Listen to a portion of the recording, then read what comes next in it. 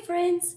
Today we are going to read The True Story of the Three Little Pigs, written by Jon Scieszka and illustrated by Lane Smith.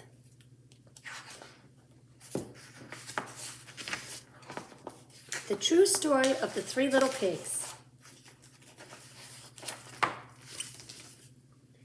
Everybody knows the story of the Three Little Pigs, or at least they think they do. But I'll let you know in a little secret, nobody knows the real story because nobody has ever heard my side of the story.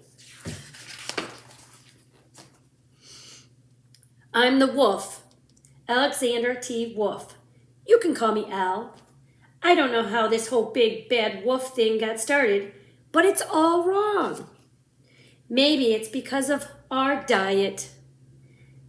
Hey, it's not my fault wolves eat cute little animals. Like bunnies and sheep and pigs. That's just the way we are. If cheeseburgers were cute, folks would probably think you were big and bad too. But like I was saying, the whole big bad wolf thing is all wrong. The real true story is about a sneeze and a cup of sugar. This is the real story. Way back in Once Upon a Time, I was making a birthday cake for my dear old granny. I had a terrible sneezing cold. I ran out of sugar.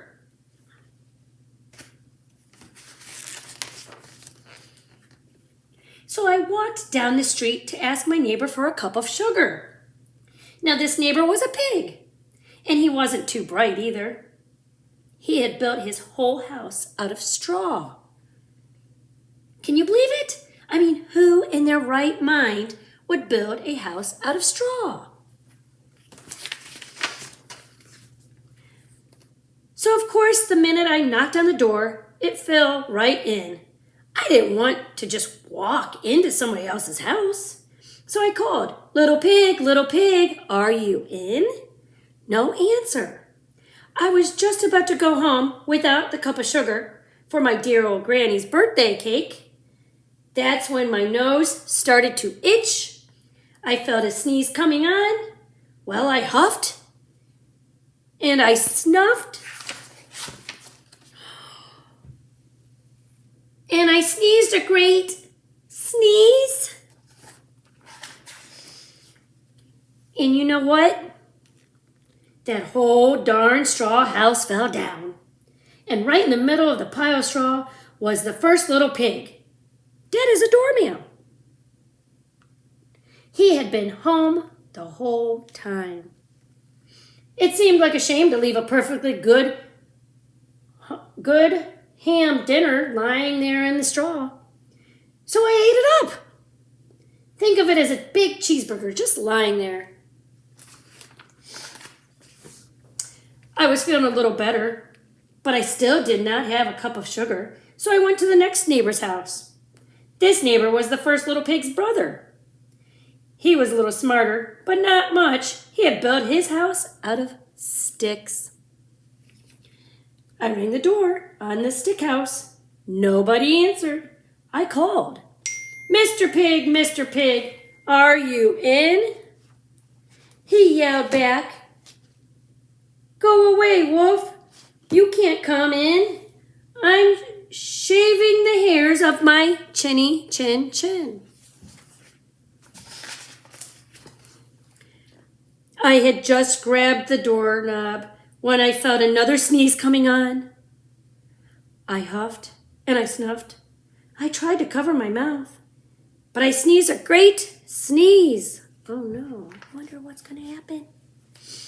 And you're not going to believe it, but this guy's house fell down just like his brother's. When the dust cleared, there was the second little pig, dead as a doornail. Wolf's honor.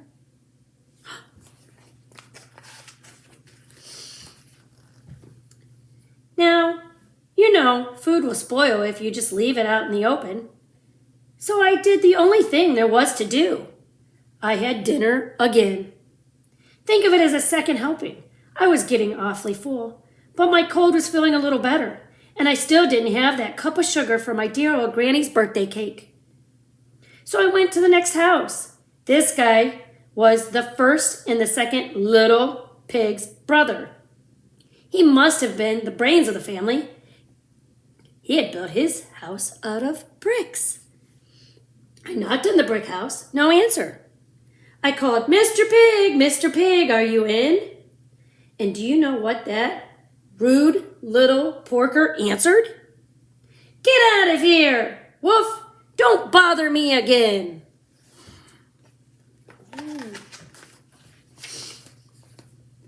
Talk about impolite.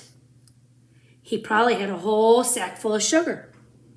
And he wouldn't give me even one little cup for my dear, sweet, old Granny's birthday cake. What a pig!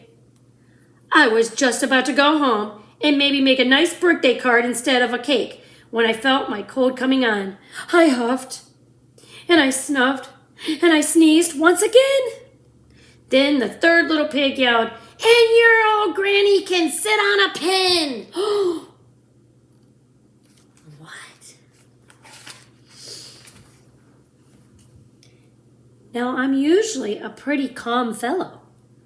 But when somebody talks about my Granny like that, I go a little crazy. When the cops drove up, of course I was trying to break down the pig's door. And the whole time I was huffing and puffing and sneezing and making a real scene.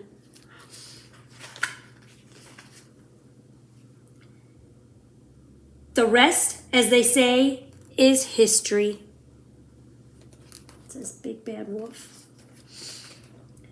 The news reporter found out about the 2 pigs I had for dinner. They figured a sick guy going to borrow a cup of sugar didn't sound very exciting. So they jazzed up the story with all that huff and puff and blow your house down, and they made me the Big Bad Wolf. That's it, the real story. I was framed. But maybe you could loan me a cup of sugar? So, he's saying he was just going door to door trying to get a cup of sugar. And we've always been told that he was trying to get to the pigs. So we have to think about this. And we have to wonder, how did the pig feel when they were inside? Do you think they thought the wolf was trying to get in to get to them? And they didn't know he was just trying to get a cup of sugar?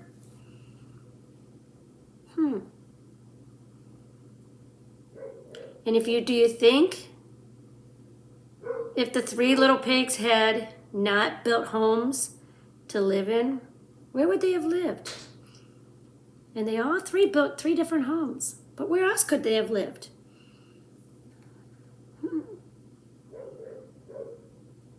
And why did the wolf want us to compare or to think of the pigs as a cheeseburger? So that we would be able to relate to how we like cheeseburgers, and he would relate to eating a pig like we would eat a cheeseburger.